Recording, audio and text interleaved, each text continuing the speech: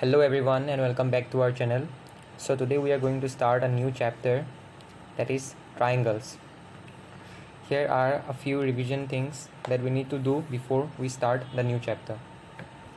So on this lecture we are going to discuss the introduction first of all, some revision part that we learned in our earlier classes. Then we are going to learn classification of triangles. Then we'll also learn the concept of congruency and all the criteria for congruence of triangles.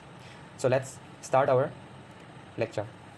First of all, what do we mean by a triangle? Basically, a triangle is a closed figure that is formed by three intersecting lines. Now let us move on to the classification of triangles. Classification of triangles, there are classification of triangles based on not only one basis. We have on the basis of sides, we also have on the basis of angles, right? So first of all, we will discuss the classification of triangles on the basis of sides. On the basis of sides, there are three classifications of triangles. The first one's equilateral triangle. What does equilateral triangle mean? A triangle whose all the three sides are equal is called an equilateral triangle. That means the length of all the sides of the triangle must be equal. We take this as an example. This would be 4 centimeter, right? This will also be 4 centimeter, and this will also be 4 centimeter. So this is an equilateral triangle now. Now we will come to the next classification of triangle, that is the isosceles triangle. The isosceles triangle actually has two of its sides equal. A triangle whose any two sides are equal is called an isosceles triangle. Like for example, you have this side and this side equal, and this side something, and this the length of this side is something else, like 6 centimeter, 7 centimeter, we can assume anything. So this will be an isosceles triangle. Now we'll come to the scalene triangle. A scalene triangle has all its sides, the length of all its sides are different. Okay, the length of all its sides are different. Now we'll come to the classification of triangles on the basis of angles. On the basis of angles, we have the right angle triangle, we have acute angle triangle, obtuse angle triangle. Now what is the right angle triangle? The right angle triangle is nothing but the angle the right angle triangle has one of its angle 90 degree. Now we'll come to the acute angle triangle. An acute angle triangle is a triangle whose all its angles are less than 90 degree. Obtuse angle triangles has at least one of its triangle more than 90 degree. So now we'll come to the concept of congruence. Now what does the concept of congruence actually says? Let us assume we have two geometrical figures.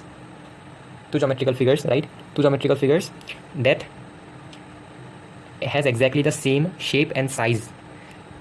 So they must have the exact same and exact shape and exact size. So then only we can tell that the shapes or the geometrical figures are congruent figures. There is a note given here that is really important. If two plane figures are congruent, then their areas are also equal. Alright, so if we can prove that two geometrical figures are equal, then that means that their areas are also equal. But if areas of two plane figures are equal, then they may or may not be equal. So what does it mean actually? We can have two geometrical figures like a square whose area may be 16 centimeters, whose area is maybe 16 centimeters square, and also a triangle whose area is 16 centimeters square. But they aren't the same kind of, or they do not have the same geometrical same shape or same size, right? So we cannot actually say that two plane figures are congruent by looking at their areas. So now what does congruent triangles means? Congruent triangles, two triangles are said to be congruent if and only if one of them can be made to superimpose on the other so as to cover it exactly. Now what does the term superimpose means? Let us assume we have two triangles here, triangle A, B, C, and another triangle D, A, F. Now the definition states that the two triangles are congruent if and only if one of them can be made to superimpose on the other. So we can state that triangle ABC is congruent to triangle DF if and only if one of both of them, like one of the triangles, can be made to superimpose on the other. Let us take this triangle DEF. If this triangle can be superimposed or placed or can be fit here exactly, then we can tell that this both the triangles are congruent, right? Now we'll come to the criteria for congruence of triangle. The first criteria is the SAS congruence rule. Also side angle side, actually SAS means side angle side. So this is a congruence rule. This is an axiom. We can prove the SAS or the side angle side congruence rule, but we do not have the necessary formulas or necessary things to prove it. Now we'll get it later. So we just accept it as an axiom right now, axiom that we accept. So what does the axiom means actually? The SAS congruence rule means, it means that two triangles are congruent if two sides and the included angle of the triangle are equal to the two sides and the included angle of the other triangle. Two triangles are congruent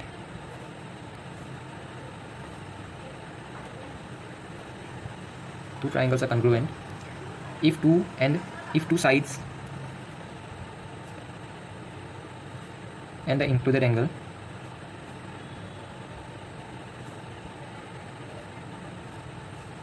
and the included angle of one triangle are equal to the two sides and the included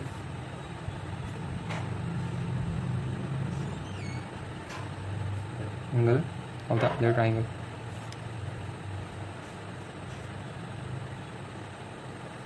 So what does it mean actually? In this case, in the side angle side congruence rule, again we assume two triangles, let it be P, Q, R and A, B, C. So in this case, we need to have at least two sides equal, and then an angle equal. So we have here, if the left hand side or if this side of the triangle and this side of the triangle are equal, this angle and this angle are equal, and this side are equal, then this triangle is said to be congruent under the SAS congruence rule, right? So we can say that triangle ABC is congruent to triangle PQR by SAS congruence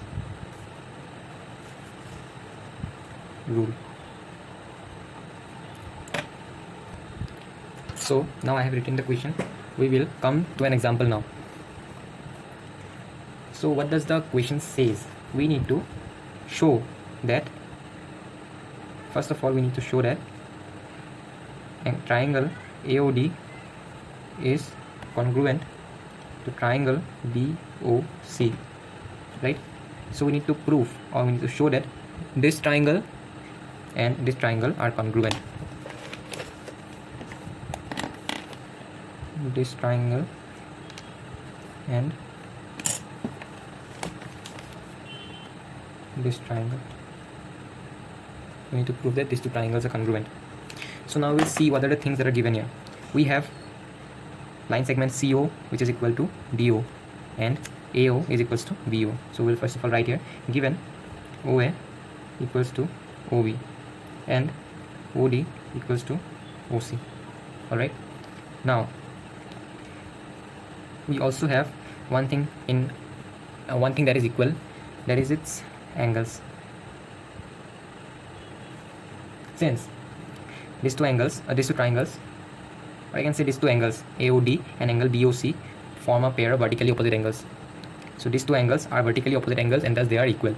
So we can say that also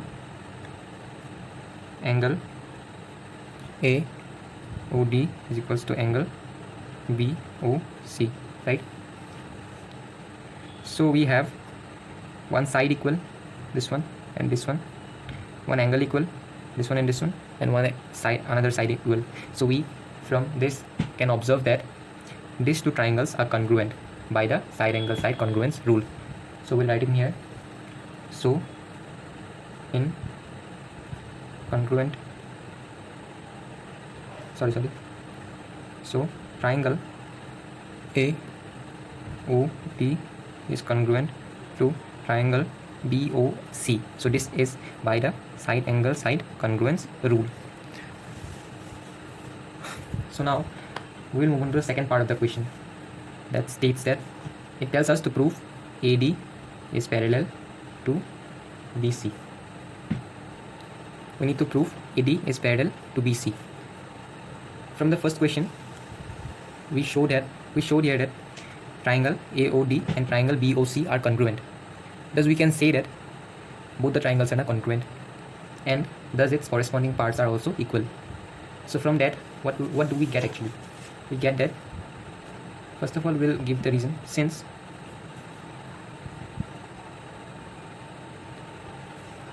triangle AOD and triangle BOC are congruent,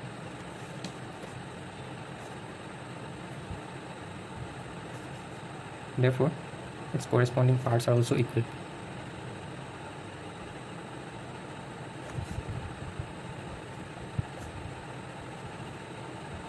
Its corresponding parts are also equal. So we have here angle OAD, which is equal to angle OBC. We have angle OAD, this angle, and angle OBC, this angle. So what do we get here now? We find a pair of alternate angles for the line segments CB and AD. We find a pair of alternate angles. Since these two angles are the alternate angles of this of the line segments AD and BC, therefore we have AD is parallel to BC. That was an example. I hope it's clear. So the thing is that you have to do a lot of questions. The in-book questions are also enough for from the NCERT. Do every example from the book and even the exercise questions. So before going to the other criterias, we will go for another example, and in the next lecture we will go for the angle side angle congruence rule and its proof also. Let's do it. Another example, a lighter question. So I just drew the diagram now. Now what does the question states? The question states that AB is a line segment and L is a perpendicular bisector of the line segment AB. So C is the midpoint of the line segment AB. Now we need to prove that also it is said that P is a point that lies on the line L. So we need to prove that P is equidistant from A and B. That is, we need to prove this line segment, that is AP and PB, are equal. So let us do it.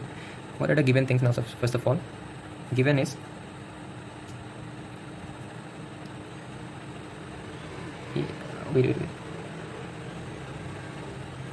given is L is perpendicular to AB.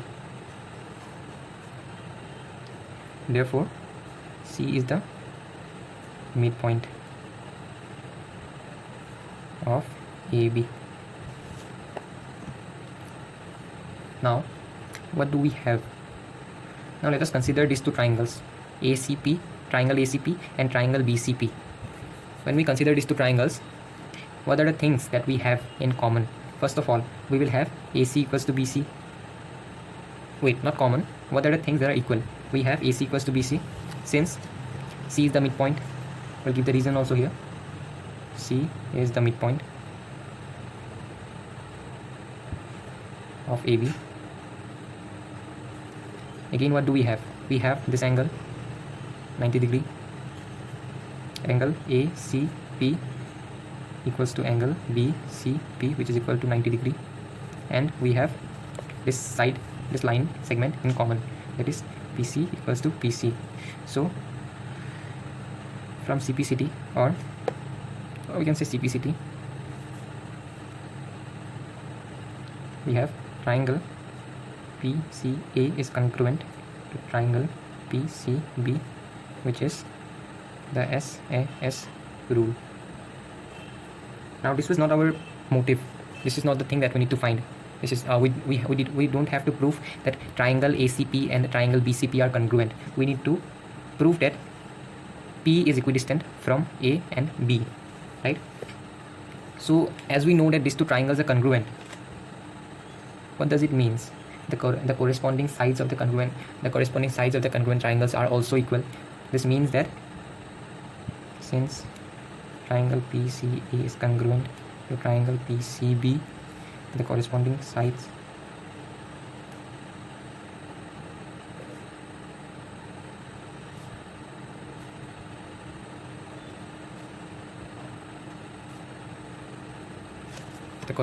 of the triangle are also equal. Therefore, it means that PA equals to PB. Done. Hence, showed.